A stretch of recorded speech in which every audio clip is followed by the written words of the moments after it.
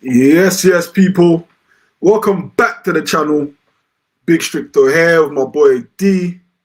Don't forget to like, share, subscribe, whatever it is that these other YouTubers tell you to do, but do it But do for it for us. Know the pattern, man. You know the zone. Big up the chat. Big up the people, then, man.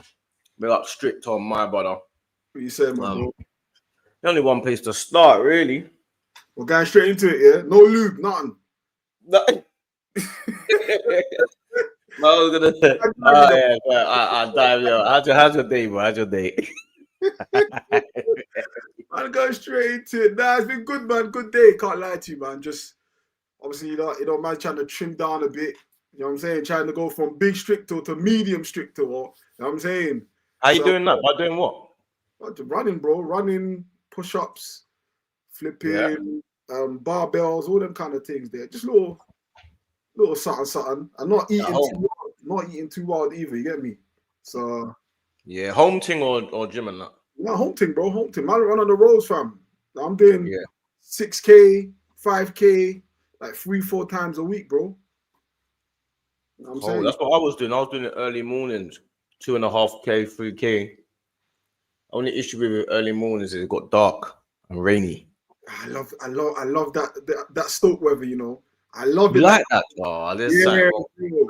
When it's dark, it's cold, like because you start off cold, but then like once you start getting into it, you start feeling hot. It's weird, bro. I love that, bro. Premier League games, bro. Bro, I love them conditions, you know. But Trust me. wet and grimy and that. Yeah, bro.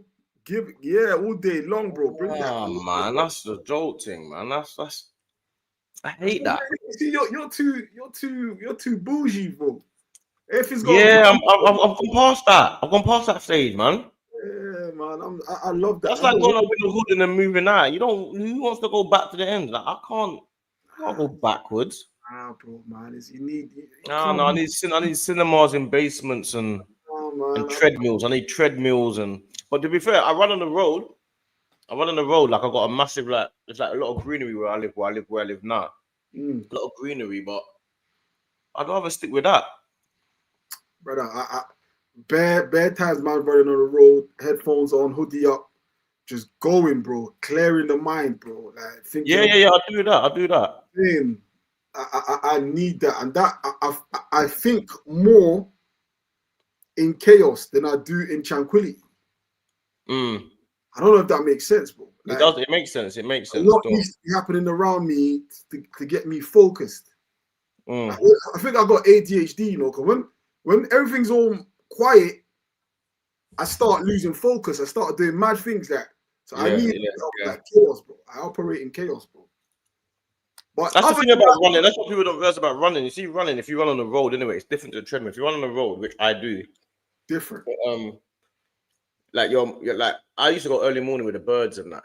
Like you Mm. don't realize how much it gets you. Do you know something? Have you heard of grounding and earthing? Have you heard of that? Yeah. That's like feet on the grass and like Yeah, feet on the ground. So when was the last time your feet touched the ground, though? probably last week, you know. Yeah, Probably last week. Yeah. Probably it has last to be week. bare. It has to be bare feet, though. I'm talking about barefoot, yeah, bro. Probably last week, bro. Okay, In the park with my kids, bro. fair enough. Fair Yeah. enough.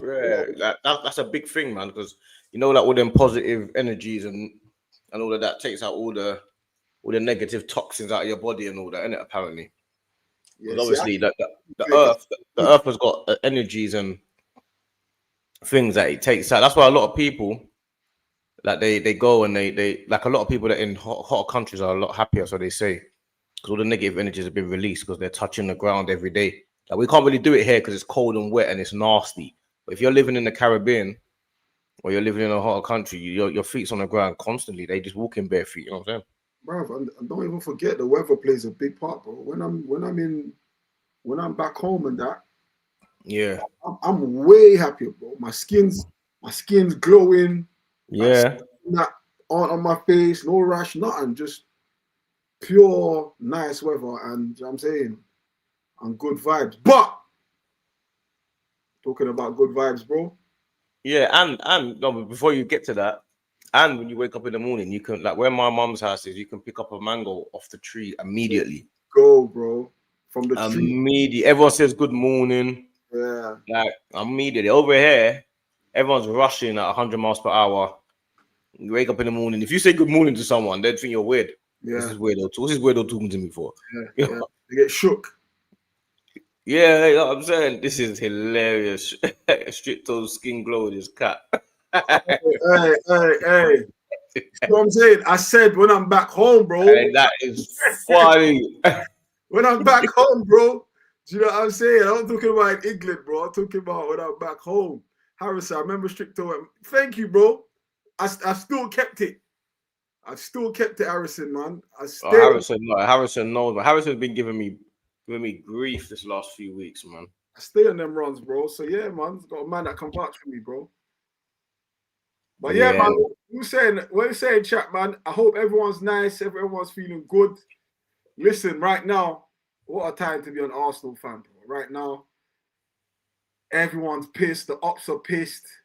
They hate how we're winning. They hate how we're scoring. Most importantly, they hate the momentum, bro. Like, we are on a path where I remember this Arsenal. I've seen this type of Arsenal before. And I'm not talking about the Arsenal these last few seasons. I'm talking about Arsenal of the past. This is brilliant for me right now. And I can't lie to you, bro. And I keep saying to you, D, bro, I don't care about the set pieces. And I want it to be more. And each week, we're getting more and more set pieces, bro. No, that's one thing I will say is you on that debate that we had, you was right. On that debate, in this open, I might actually post it. You know, I still got the clip. I might post it just to show that you was right, because that clip. Not only that, you was right. You've been right about a couple of things. The first thing was the Liverpool top 4 shout. That sounded crazy. You remember that? Yeah, of course. You said that as well. That was at the time when Liverpool were top. I think they might have been top. They might have been top at that point. Yeah, they were top.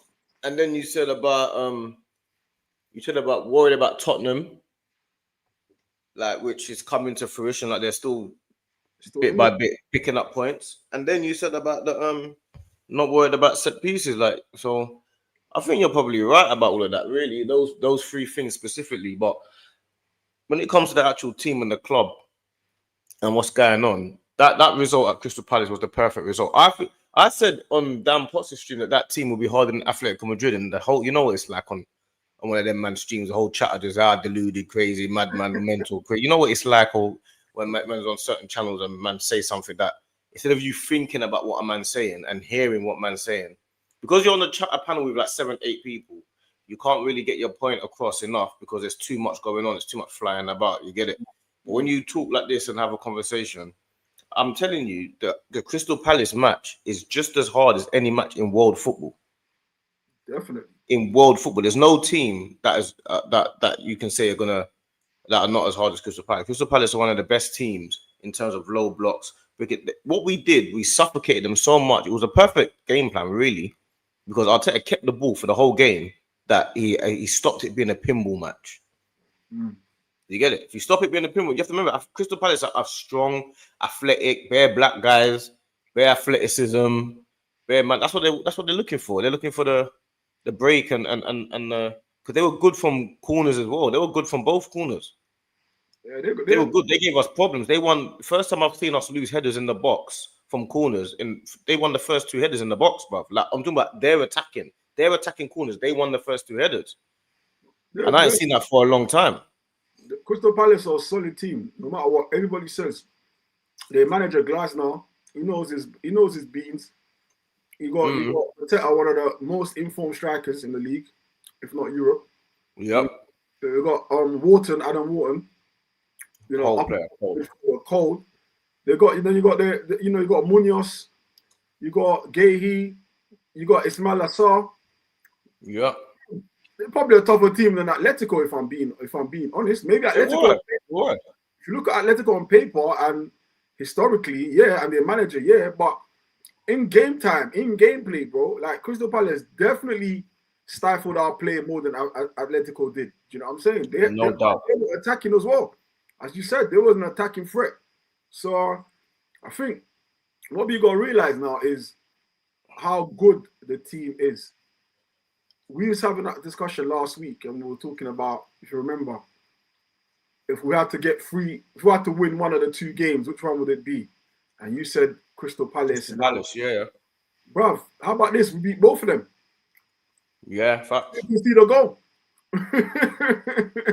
How about bro? Do you know what I'm saying? We beat both of them and then concede a goal. Like, it's incredible what's happening right now. And I gotta use the word right now because I know things can change. But in this moment, with everyone on board, and it looks like everybody's understanding their task, from the manager to the players on the pitch down to the ball boy.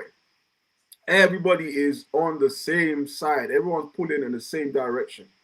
And bruv, and it doesn't, you know, and it's good that everyone else around us ain't pushing like the Liverpools. Like I said, Man City, again, I said, Man City's downfall will be Erling Haaland, and if he's not performing, they're going to struggle. If he's not scoring, defensively, they're weak.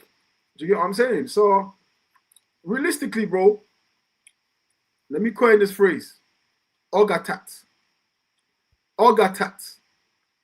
Yeah? Yeah. That means one game at a time. That's what man's doing. Man's doing the Ogatat, bro. I ain't getting carried away. It has to be one game at a time. It has to be one game at a time. But the thing is, what I was saying earlier on my match reaction, I'm saying this. I'm saying I need Arsenal to do a Usain Bolt in a London Marathon. Woo! You get me? Woo! I need that immediately. I don't care if you get tired at the end. We'll figure it out towards the end of the race. But you see, right now, we need to do what Liverpool did last year: create a sizable gap. I need you to sprint off because you know what it is. You know, in the London Marathon, it is 26 miles, and you know that guy might not win the race, but he's memorable though. That guy that sprinted out and went off, and he was a mile ahead. You're thinking, this guy's crazy. Can he keep it up? That's what we have to do, bruv. Did he win though, D? But we'll figure that out after. That's the point. That's what I'm on. But you see what it is, bruv? You see in the next 3 games, yeah? Man, we've got... Okay, let's go next 2 games, yeah?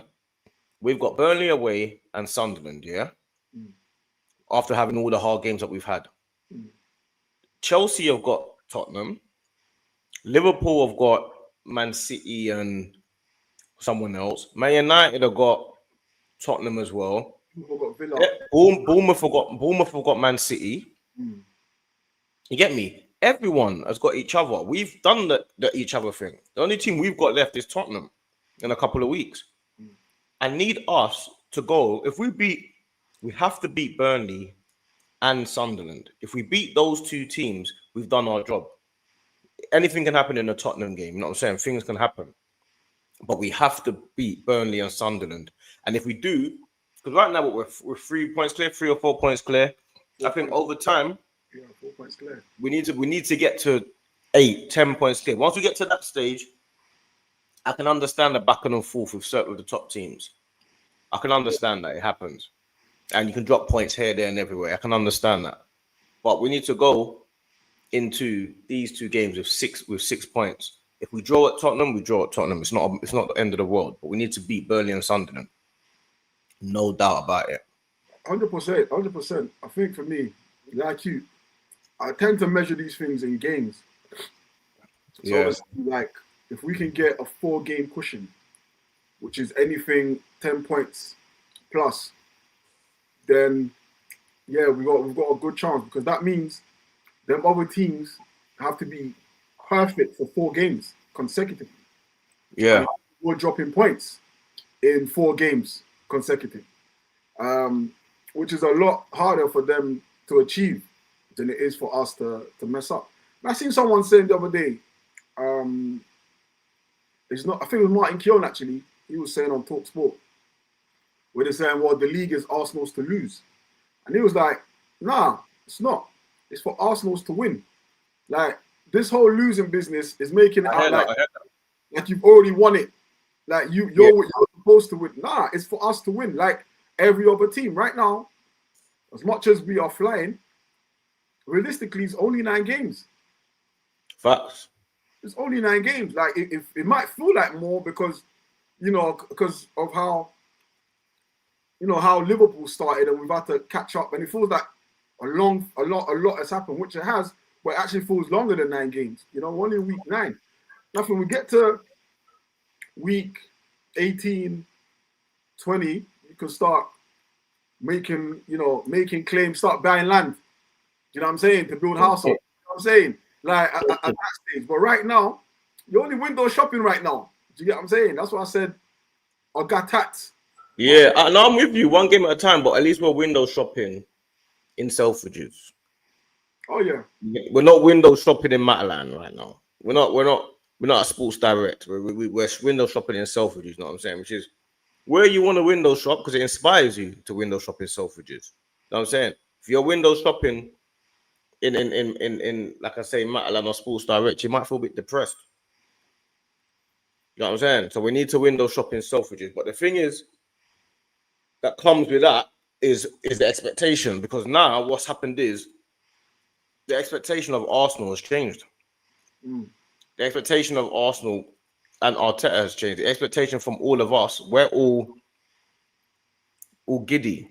Everyone's excited. Everyone's happy. Everyone's calling out all the people that were talking rubbish about us, and everyone's doing all that type of stuff. But the problem is, the expectation is to win. It feels like people think we've already won it, and we haven't. We've got a long way to go. We've got 30 odd games left. It's a long way to go. Do you know what I think? Think that we've won it more than Arsenal fans, rival fans, and pundits. Now, there might be a case of them trying to apply some sort of psychological pressure where you think you've crossed the line, but you're nowhere near it. And essentially setting us up to fail. Because it's them that draw up the narrative. When you hear them talking about, oh, Arsenal got one hand on the trophy and and then, they bottled it. They're literally just pre-setting us to fail. Because, you know, over the years, we haven't gotten over the line. So they could laugh at that. So they've already started early. And I think this time, the difference with this time is, I feel there is some actual truth to their fear. I don't think this fear this time might need to set us up. Don't get me wrong. You know, they'll always have that primarily their thing. But I do feel their fears and their concerns. You know, I do feel they're looking at how we're performing. They're looking at how we're grinding results. That's the first thing you have to look, is how we're getting through games, each game. Like the whole set piece narrative, yeah. I saw it from BBC, I saw it from Sky Sports, that Arsenal would be sitting, is it 17th or 18th if you take away set pieces. Now ask yourself, what the fuck does that mean? I mean nothing. Why do you have a table, yeah, of where a team would be if set pieces, which is a part of football? Where is this table? Like I need to see this table all around. I need to see a table of where your team would be without goal kicks. Your team would be without. I need to see how your team would be without subs. I need to see. Yeah. Facts. It's all done. It's all done. But I think it's generally done out of fear. The narrative, they can't control the narrative because we're doing what we're doing. We're winning games, right? And we're winning games ugly. We're winning games cute. But most importantly is we're winning games. And they don't want to put up the real table. The real table, which is including goals scored, goals against, matches played, goal difference, and the most important part, points. Facts. And I think that's testament to us, because this is what we want, though, no? 100%. I mean, how many times have we had a team and people tell us how weak we are, how fragile we are, how easy it is to bully the Arsenal team? How many years? No one can say that anymore. You can't even say it now with our striker. Like, you've gone to the point now where our defense is a bully, our midfielder half bullies, and our strikers a bully. You can't even say that with Arteta. Arteta alone is a madman. Yeah, dark arts. You get me? He's not. You can't bully him on the sideline or in press conferences. Press conferences, he's the king of press conferences. He's the king of that. You know what I'm saying? Like I always say, our team is full of gentlemen now. Yeah, our team is filled up with grown, mature adults. Yeah, these guys are at the point now where it feels like they know what they're doing. Like it feels like even on the game in Crystal Palace, Eze had a terrible game, shockingly bad game. But the thing is, this is what you bought him for because he can be a difference maker to win games. This is what people haven't really clocked onto it. This is a match-winning goal, and no one's really thought about that yet. No one's really thought about when people say, "Oh, he's got that brilliant goal against Man City in the semi-final of the FA Cup to get into the final and stuff like that." He's got a phenomenal goal against his old team to get us 1-0 to get us to top of the league. Yeah, that goal was brilliant, bro. £60 million goal. £60 million goal. That's the whole point. This is the job that we're doing. So I don't know, man. I ain't got no bad words to say about the club right now. I can't. The only thing I would say is I just hope that everyone stays fit. And the thing is, even if people don't stay fit, which inevitably they won't, we've got enough of a squad to be able to deal with things now. 100%. Saliba came off at half time. You didn't even notice it. Didn't miss it. Didn't even know Saliba was off. We took Saka off after like 55, 60 minutes, bro. That's just telling you everything you need to know. And the thing is about it, Madueke is not even here because that would have been Madueke coming on. It's scary times, bro. It's scary times, bro. Like I don't recognize my club, bro. I genuinely don't recognize what's going on. It's mad. It's like pound for pound in each position. We've got quality, near enough, close quality. You remember them times when we had Aubameyang and Laka, and them days, the quality of those men on the bench compared to the ones on the pitch was this wide, bro. I'm talking. Major. Big bunda wide, bro. Like major. From Saliba to Holding, and Saliba to Holding. Who's our right back? Spanish shoot. What's the Spanish shoot again? Bellerin to Cedric Suarez. I'm sorry, Cedric. Cedric Suarez. Yeah. Yes, Cedric. Yeah. Torreira, Guendouzi. Bruv, it was even goalkeeper. Even goalkeepers, bro. Like it's so crazy that we've managed to build a squad where near enough everyone is sort of close. Maybe you can argue about the midfield. Maybe Declan Rice. You know, in my opinion, I don't think we have anyone close to him. But that's all right. Because you don't get many players like Declan Rice hanging around in the same squad. No, fact. You know what I'm saying? But I think everyone else, you can sort of find a match. You know what I'm saying? You can find a match. So when you look at how fast and how quick the team has come in a short amount of space, literally, bro, 2020, is it 22, 23 season? Or 21 season? Yeah. There to now. When nobody expected us to get where we was getting, it literally felt like that first season where we came second. It just felt like a switch. Yes, we finished second. Yes, we finished second again and second again. But from going from the lacker days and coming here, it's a big turnaround.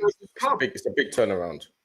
To having an expectation to win every game is where my head is just busting, bro. My head's going crazy. I go into every game with we will win this game. We have to win this game. Yeah. Do you remember them days when it was like, bro, I don't even know if we'll go to West Ham and win that game. I don't know if we'll go to. Oh, them days there. What the worst thing about it, those days, we didn't know if we'll go to West Ham and Bolton's and the West Broms we didn't know if we'd go there and win. But one thing we did know was when we play City and Liverpool, we're getting slapped. Oh, 100%. We knew we weren't going. We knew. Yeah. Oh, if we play against West Ham, it's a nip and tuck game. They might beat us. We knew when we went to the Etihad, we're getting battered.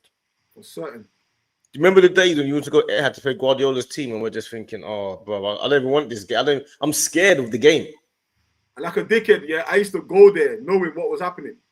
Yeah, jolting, jolting. Not the M1, M6, yeah. Knowing fully, bro, if that isn't madness, yeah, I don't know what is, bro.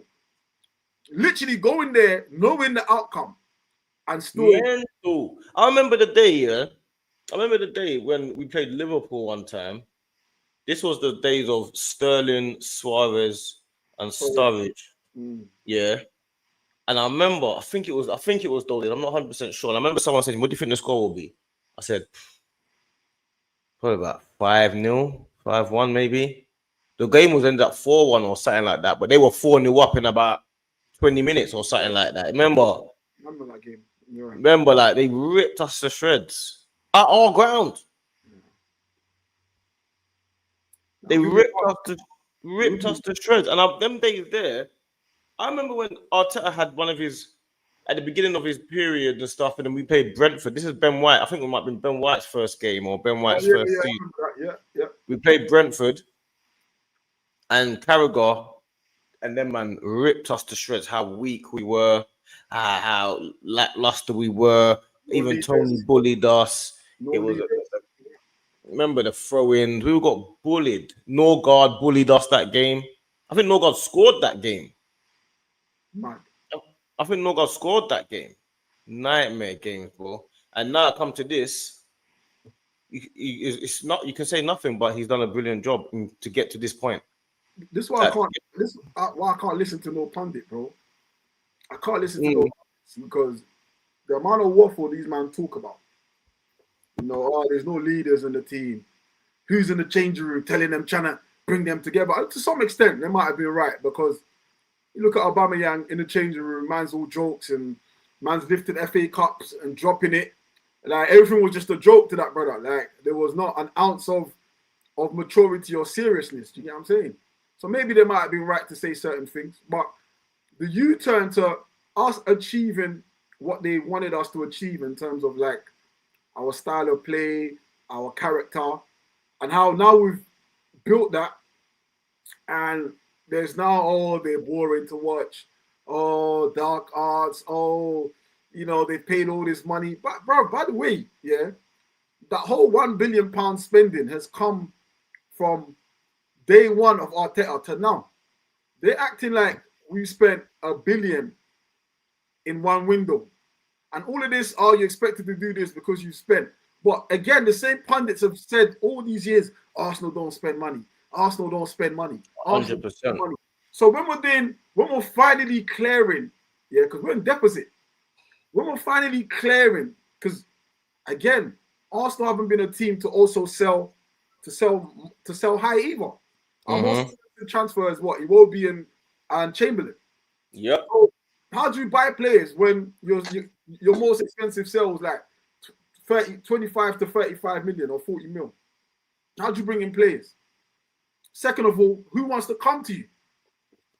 Who wants to come to you? Every superstar that you've signed has complained and said, this team ain't ready to compete. Who wants to come to you? We bought Aubameyang late in his career. We bought Lacazette sort of late in their careers, like towards peak to late of their careers. These guys didn't come at their prime. Yeah. You get what I'm saying? Like maybe the exception of Ozil and Alexis. Yeah. But you hear them guys every time those guys left, this team don't want to, they're not ready to compete. We heard it with Van Persie, we're not ready to compete. Because Arsenal didn't bring in other players in the door that shared the same mentality, same mindset to go out there and win. Now, finally, Arsenal can literally sign any fucking player they want. I want him, bring him. In fact, it's gone the other way around that players are fighting to come through the door. You see Gyökeres, yeah? Man United wanted him. He said, nah, fuck that. I want to go Arsenal. Tottenham wanted him. Nah, fuck that. I want to go Arsenal. These aren't Saliba re-signing, stuff like that. These aren't just any players, bro. These are players at their peak of their prime. Because they see what's going on. So the shit is turning around a full 360. Like it's gone from I'm not too sure. I remember time hearing pundits talking about players rather go to Tottenham than Arsenal, which might have been true in them days. But now, right now, yeah, only reason you would get players not joining Arsenal would be on two factors. Arsenal don't want them, and maybe Chelsea can outbid, or the money teams can outbid them. Which is crazy because we've had nothing to show for it other than an FA Cup. It's not like Arsenal out there winning Premier Leagues, winning Champions Leagues, but everyone and their grandmother can see the direction where Arsenal is going. Deny it all you like, but they can see the direction where the club is going. I agree with you, bro. I think I ain't got anything to. I think I second everything you said there, bro. Like where we are now, it's taken us a long time. And the thing is, yeah, people have this thing of like saying, "Oh, he has to win it this year," or "He has to win it this year." "Oh, you have to win it," or "You have to win it." Like he's put himself in a position to have to win it. But let's imagine on the worst case scenario, he doesn't win it this year. Yeah, I believe that the team is good enough to win it next year. I believe the team was potentially good enough to win it last year. The year where we got really close to it, it's been good enough to win it the last couple of years. Oh, yeah. It's just the fact that we just had a few tweaks here, a few tweaks here and there. Arteta still is a brand new manager in his career. That's what people fail to understand as well. He's a brand new manager in his career. He's only been managing at this club and this club only. So all the learnings that he's doing, all the close-knit times, all the close bits that he's doing is all a learning curve. It's all experience that he's got. He now realizes, I need a big squad. He thought he needed a small squad. He realizes he doesn't. He needs a big squad. He thought he could do it with Havertz. He realized, I need a goal scorer and a Havertz. He thought he could do it with youngsters, and he realized, I need experience. Buying Eze, 27, 28. Buying Gyökeres, 27, 28. He realized, I need it. Yeah, right. That's what I need, bro. He thought he could do it with the Smith Rolls and the Sakas and the Iwobis. People like Saka stayed on their trajectory, and people like Smith Rowe plateaued. Injuries as well, obviously unfortunate, but these are things that happen. And the fact of the matter is, with Arteta, he is learning. People say that to say things like, "Oh, set pieces and all that set pieces and set pieces." Do you know why? Because we were so bad at set pieces for years. We could never. We used to always complain. How come we never score from set pieces, but everyone else does? Remember those days? I remember those days. We never ever score from set pieces, but everyone scores from set pieces. And that's why I don't get it. That's why I don't get the complaint, because what? Okay, imagine this season everyone's bagging set pieces and Arsenal not. Then the complaint would be, why not? They've got a flipping set piece coach. What is he doing? Why are we not scoring set pieces? Why are we so important? Remember, bro, like Brentford were the very first team to bring a set piece coach into the Premier League, yeah, or wherever they did. The very first team to actually hire a set piece coach. That's cool. That's nice. But I remember the days of us conceding from set pieces constantly and never scoring. I remember the days of a corner we would go short because there's no point going kicking into the box. We go short all the time. Every time, shoot. I remember the days where we used to say, "Oh, we should just whip it in the box. That's where danger comes from. If you whip it in the box, it causes chaos. Whip it in the box. Whip it in the box." That's what we used to scream at. Scream at us for whipping it in the box. When are we ever going to just whip it in the box? We never used to do that. We used to play around outside the box, play around the perfect goal. Everything's changed now. Now, Arteta's not even thinking about it. Arteta is exactly the type of manager that people say a manager should be. One, he takes the best out of everyone. He's been on Arteta, under Guardiola, took the best from Guardiola, from Moyes. He was at Rangers. He's been under so many different managers, played under so many different managers. He's taken the best out of each of them. And then what he does not care about pretty football. He cares about efficiency. That's what everyone wants the manager to do, no? Efficient, yeah, of course. That's what every manager gets praised for. What do you care more about playing good football, or do you care about winning games? Arteta does not care about whether or not. He cares so much about stifling teams. He does not want you to feel like you've got a chance in it. He controls every aspect of. You know how much he controls every aspect of Arsenal? He controls so much of Arsenal that he even controls the social media content. They went and got that Frimpong guy. He's the guy that does social media now, not you lot. That's how much in control he is. He goes, "Oh, what? You lot like to be online and doing social media stuff? All right, cool. I will get a social media guy that you lot, if you don't want to do social media, then it goes for him. That's who does it. You lot don't need to be online doing foolishness." Do you know what I'm saying? That's how much of in control of the club and how much he thinks about everything. What do you think? Obviously, we know he's learning on the job, but what do you think for you from when he walked in till now? What he's what he's learned the most? Like, what do you think he's learned and implemented like in these years? Obviously, you just said just now, he's very meticulous, detailed, down to even getting the social media guys. But what do you think, in your opinion, he's had to learn on the job from when he first walked in? Yeah, I think for him, what he's learned the most of to learn on the job and what he's learned that you can only get from doing it and not knowing is the like sometimes what you try to do in games, yeah, the actual game can control the narrative. So, like he said at Anfield, it doesn't matter how much you and I are on the training ground and where, you pass out from the back there and you pass to him there and you do this. When you get to Anfield, that's not the game that's required. You're gonna need to get the grit, the heart, the determination, the never walk alone, the chills that you get, the spine tingling feeling that they give you. That's a different bracket to being on the training ground and passing out from the back. And what he went and done, that's why I wanted Declan Rice so badly, because I knew that Declan Rice can handle these moments. That's why I wanted Declan Rice. That's what Arteta realized. He realized there's some things on the pitch that you can't teach. When we played West Ham, we played West Ham at the London Stadium one time, we were cruising. I think we might be like 2-0 up in the first 10 minutes or 3-0 up, something like that, What happened was Declan Rice goes and presses Partey randomly one time. He went and got the ball and then he passed the ball to Antonio. They got a penalty. It was a dubious penalty, but they got a penalty. That game showed Arteta, Declan Rice, he goes on the adrenaline of the game. Like he decides to go and do something and dictate and say, you know what, this is what needs to happen now. Like that's what Declan Rice does. So now he realized I need that in the team. Because if I have that in the team, there's going to be moments where it's got nothing to do with Arteta. There's going to be times where it's nothing to do with Arteta. Gabriel, Declan Rice, even Martin Odegaard, because even though Martin Odegaard has been underperforming, he doesn't hide. Martin Odegaard's not a hider. He's about. Bukayo Saka, all now, even players like Timber and Raya, these guys are guys that when you need them, and you're on the sideline and it's nothing to do with you, they will go out and say, it's time for grit. Yeah. I mean, you're 100% right. I mean, I think he's learned on the job very well. He's learning very quickly. He's kind of had to as well. Because this is probably the most high-pressure job in the Premier League. Because definitely all the top 6 teams, maybe bar Tottenham,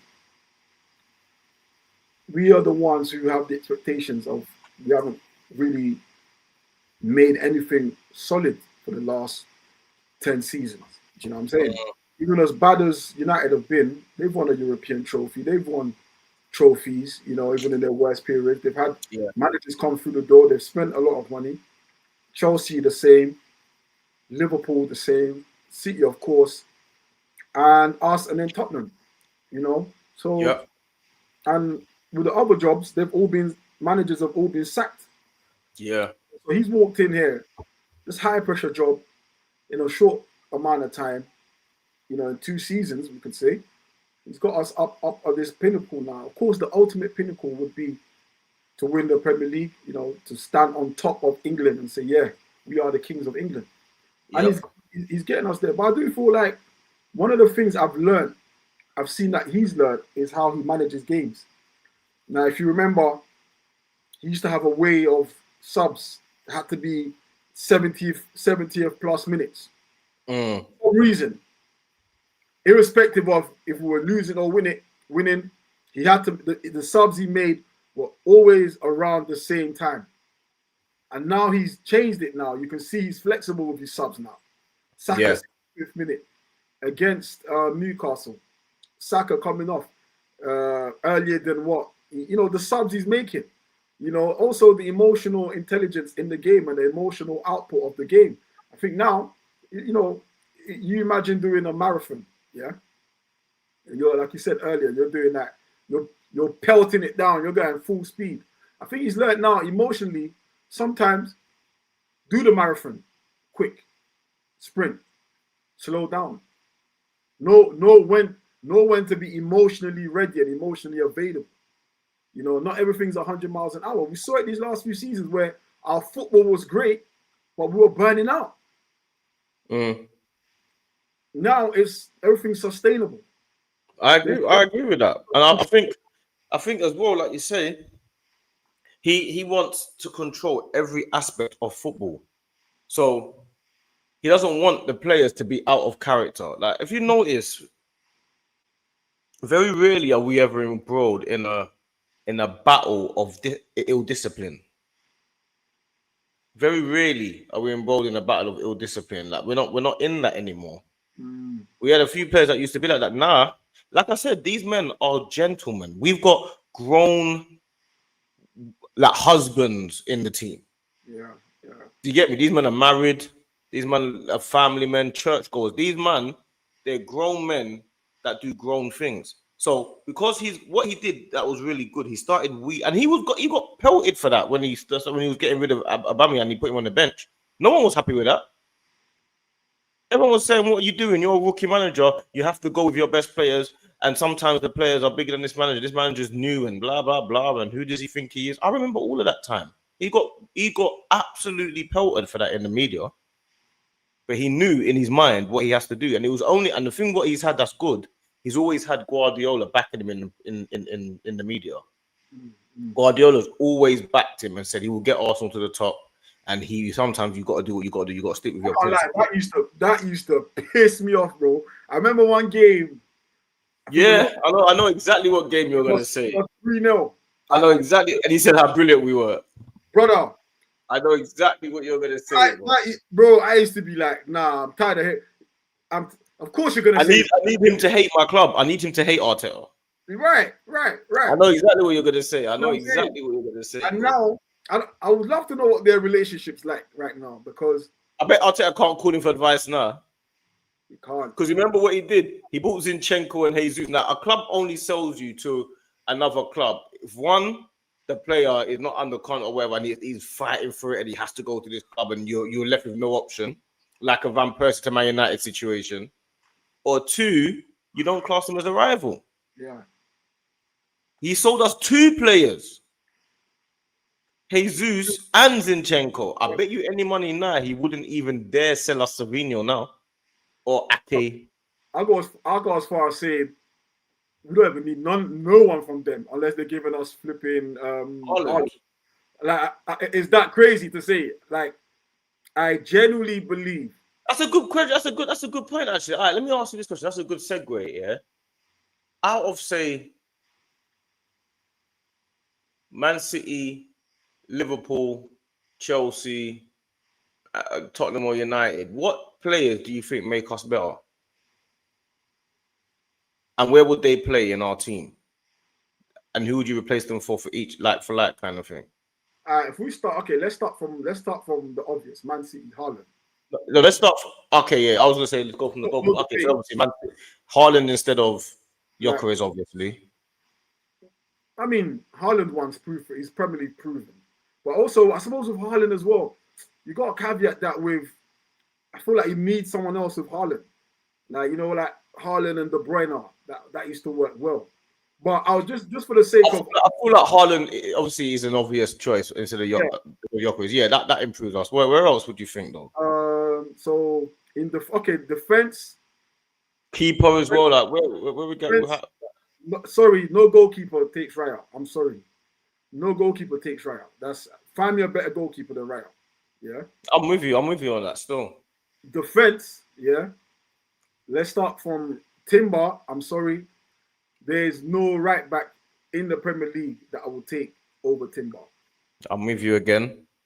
Centre backs, that's clear. Now, maybe the one debatable area is the left back. Maybe. But who are you looking at that? Because I'm not like right now. I'm talking about right now. Who are you looking at that you would feel like, oh, he would improve over Calafiori right now? There's none. Maybe do you know? Maybe because I've always liked this guy, Cucurella. Maybe because I've always liked Cucurella. But nah, not Diallo. not Diallo. What's Diogo? Who's Liverpool's left back? Kirkes, no Yes. Oh, chance. who's City's left back? Ake or Gvardio. Guardiola. I think Gvardio probably would. Probably. Yeah. I think he's probably he's I don't know. I don't know. Like the fact I'm not even openly saying, yeah, give me Guardiola is even saying something. And they move into midfield, yeah. yeah. Rice, that's no chance. No way. Zubi. It's got to be Caicedo over Zubi.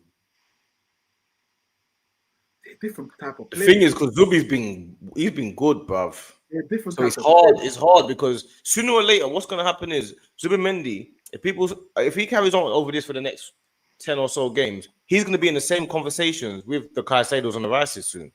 If he carries on, I feel Zubi like is different to Caicedo. Like Zubi's more like the Enzo sort of mode. nah, Caicedo would improve us more than Zubi though. They're different players, bro. Yeah, but they both play the same position though. They're both sixes.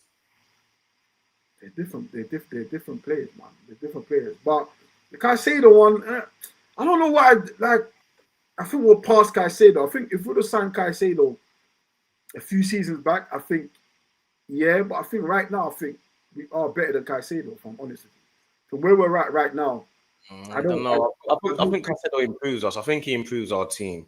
I don't see. I think I would swap him for Zubi. Don't get me wrong, brilliant player, good output, but how we are playing right now, we don't even need a Caicedo. I think it's an overkill. We have so much possession. Yeah, we have so much control. Caicedo would make our team.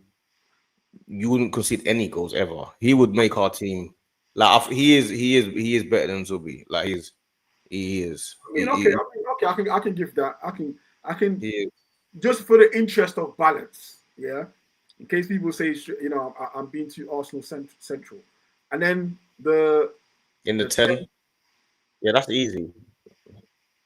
Cole Palmer, easy.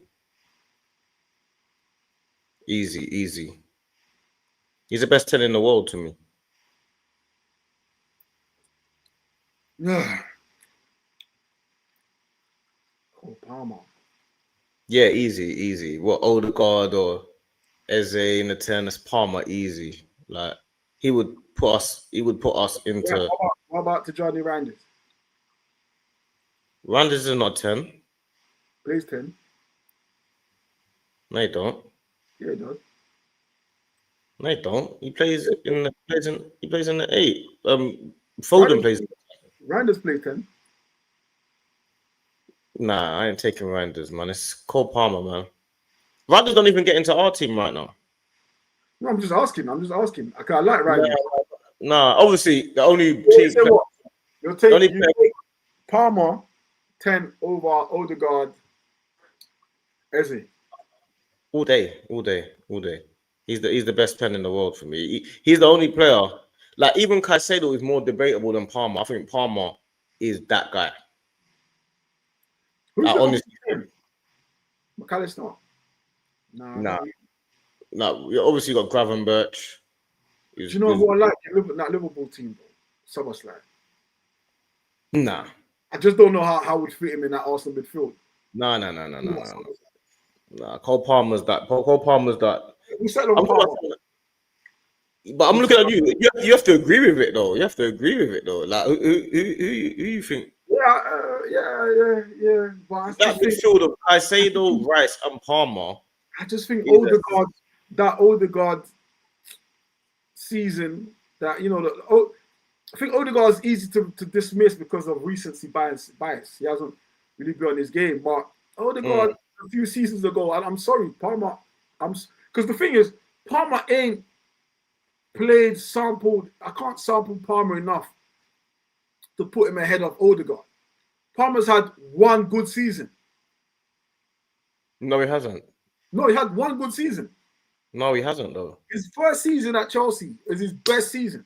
Yeah, even last year when Last he had a season, bad, he had a bad season. He still scored like he was still on 20 GA, I think. yeah, no, I think Palmer won.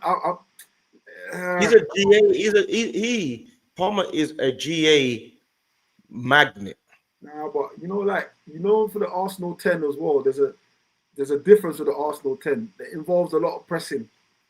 It's not just about doing the beautiful things. You got to do the ugly things. And in this Arsenal way, I don't think Palmer improves us like that. I get what you're saying. Maybe going forward, perhaps, and his input there. What is he doing pressing? But what I'm saying is with the pressing is Haaland doesn't press like Gyökeres, but you're still taking Haaland over Gyökeres. But I think it's different. Because of the goals. That's why. It's purely because of the goals. Yeah, because of the goals. Like, Palmer's a 20-goal season player, bro. Nah, in that position, you've got to press. You can leave one. There's one man. If Haaland's not pressing, that's cool. Everything behind him is happening. It's crucial in that midfield. If you're not pressing, then everything sort of falls because the next line is defense. So yeah, the way Arsenal are playing, I don't think Palmer is physically capable of doing that. I don't know, man. I don't know. Let's not forget Odegaard. Let's not forget what Odegaard was doing a few seasons ago. Bro, that's a few seasons ago. Palmer does that every year, bro. You could only sample one season in Palmer's career. You can't though. He does it he does it every year, bro. No. Last season, this brother was arse. But how many goals and assists did he get last season? That's the question.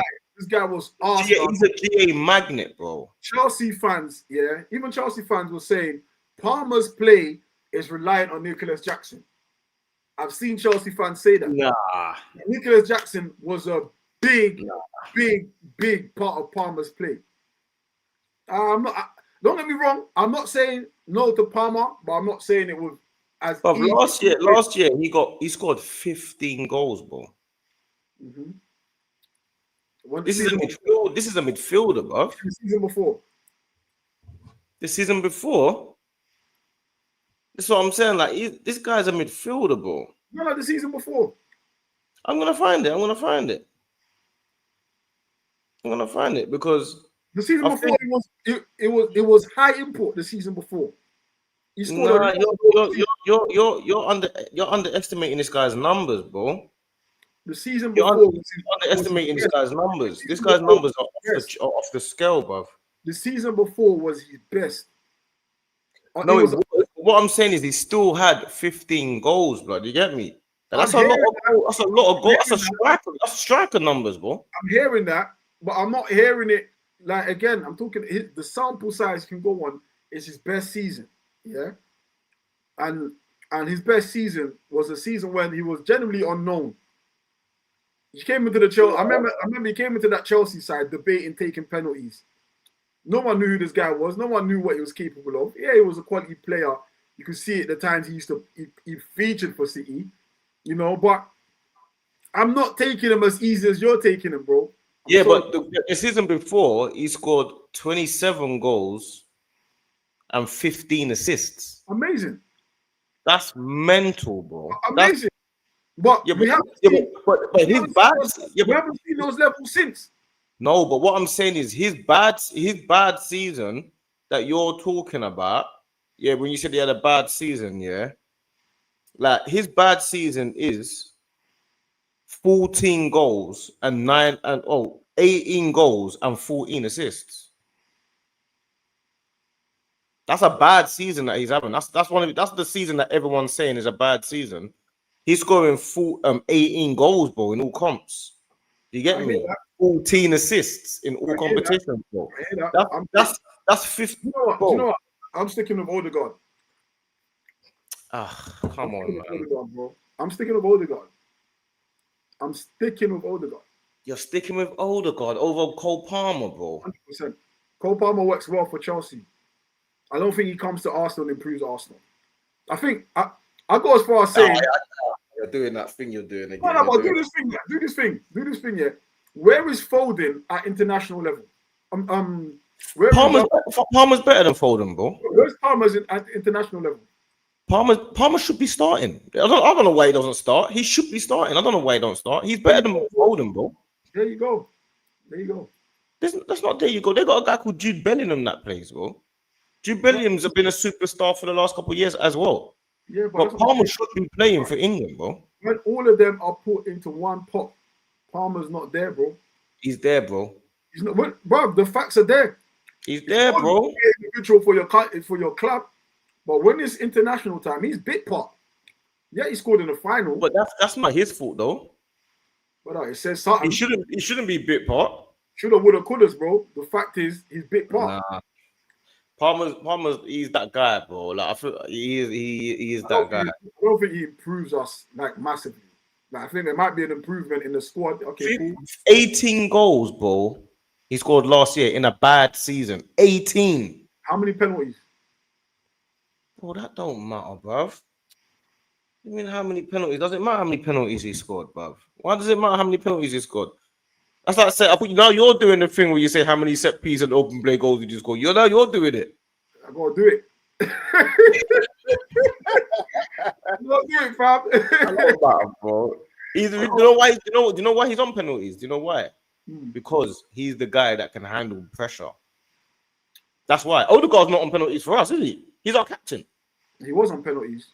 Yeah, but he's not. Do you know why? Because if Odegaard was a big pressure moment, Odegaard's gonna miss, bro. I've only seen Odegaard miss one pressure moment. Odegaard is missing on a pressure moment. That's the only time I've seen him miss the pen. Palmer ain't missing in no big moment, bro. Palmer's missed. No. Palmer don't miss in big moments. I spoke for a reason, bro.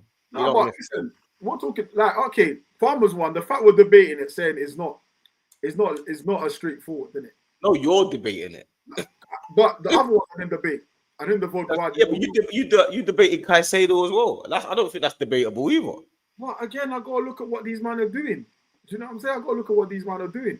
But all right, cool. Palmer. Yeah. 10. Mm-hmm. All right, and then we'll move to the front three. Well, I'm not moving Saka, obviously.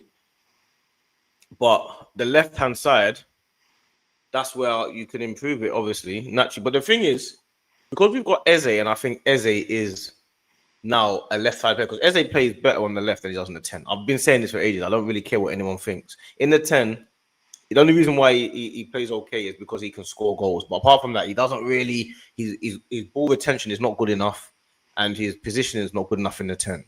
So on the left, he gets a lot more space, which is what he said as well. He said, I like playing on the left, I get more space. But it would be between Semenyo, Eze, and say Gordon, I guess. Dash that name out, bro. Put that name in the bin, bro. Who? Gordon? Gordon over Semenyo. No, I'm just saying the three players that would improve. Okay, oh yeah, someone said Cunha in the chat as well. Cunha as well would improve our left-hand side. But I think our left-hand side is the most gaping hole. Like, it would be between Semenyo and Eze for me. And Cunha. I mean, I can't lie. I do like Cunha. I like Cunha a lot. But for me, it's Semenyo, bro. Antoine Semenyo. Yeah, I agree. No long thing, bro. I'm not even debating that with any. If you want to debate that with me, I'm not even debating it with you, bro. No. Semenyo's my guy. Ask DG, he'll tell you. I've been wanting Semenyo at Arsenal for about a year and a half, bro. 2 years. Normal. So I agree with the Semenyo shot. That I agree with that. That would improve our team, definitely. You know what I'm saying? And then, so we've looked at it. So literally, we've gone Haaland. Yeah. Haaland, Semenyo, Vardio, probably. I would still say a left back. So that's 3. But I would also put Caicedo and Palmer. That's 5, but you wouldn't. What I'll do, I'll give you choose one out of the 2. I'll take one out of the 2.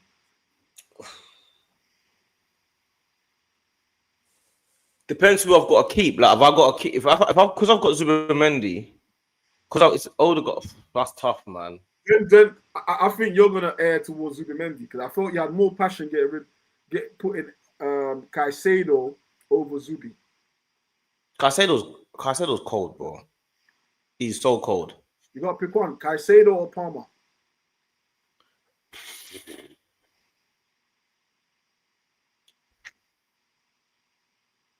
It's about what we need as well, though, isn't it? Do you know what I'm saying? Like, because of Caicedo, if we had Caicedo and Rice, no English. You're doing too much. no, but you know what? I'll tell you what. If we had Caicedo and Rice, I think we dominate the league for the next 4 or 5 years. That's why I would say Caicedo. That's the only reason. But Palmer does elevate us to a new level. But because it's Caicedo and Rice, I think that midfield of them two, no, it's over. It's over. So Caicedo, yeah, over Palmer. We need Palmer more. But I would take Caicedo just because of that base. You get me? But we need Palmer more still. But I'm taking Caicedo just because I don't want to play against him. But I don't like playing against Palmer either. Them man don't scare me, man. Yeah, they don't need to scare you. Those two score though. They don't scare me. But it goes to show we've done a top 6 now and literally only 3 players. Is it 3 or 4? 4? Yeah, give or take, innit? Debatable, innit? Give or take, yeah. From our rivals. Interesting, no Liverpool player gets in there. Interesting, considering the champion. Not right now, because Van Dijk would be arguing with Gabriel, but I can't be taking that Gabriel right now. You get me? Chance, bro. Right, see that's the one. I'll tussle with you over that, bro. That one, that one's a Marv. Yeah, Gabriel's a monster right now. I can't get rid of him for no one right now. You get me? So I'm fighting that corner, bro. You get me? Gabriel. No one from Tottenham. No one from United. No one. No one from United. No. No one from. Who are the top 6? We got Tottenham, Chelsea, Man United, obviously us, Man City.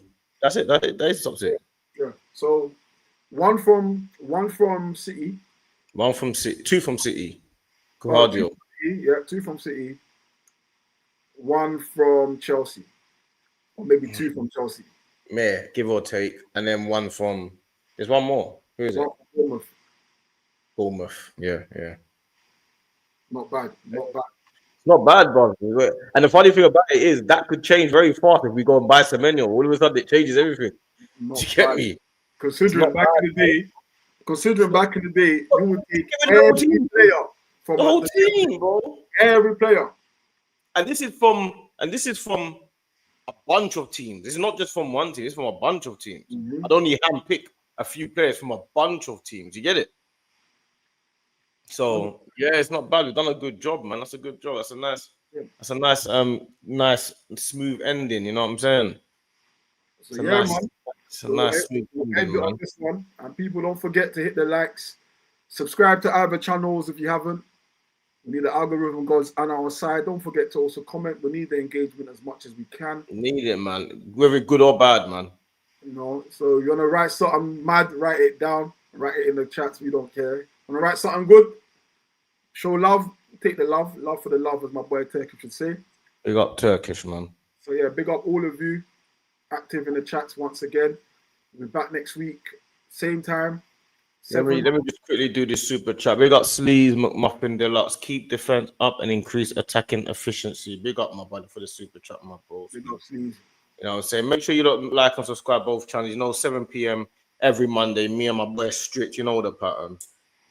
Yeah, you know Street Talk ends it on his thing. You know how it goes.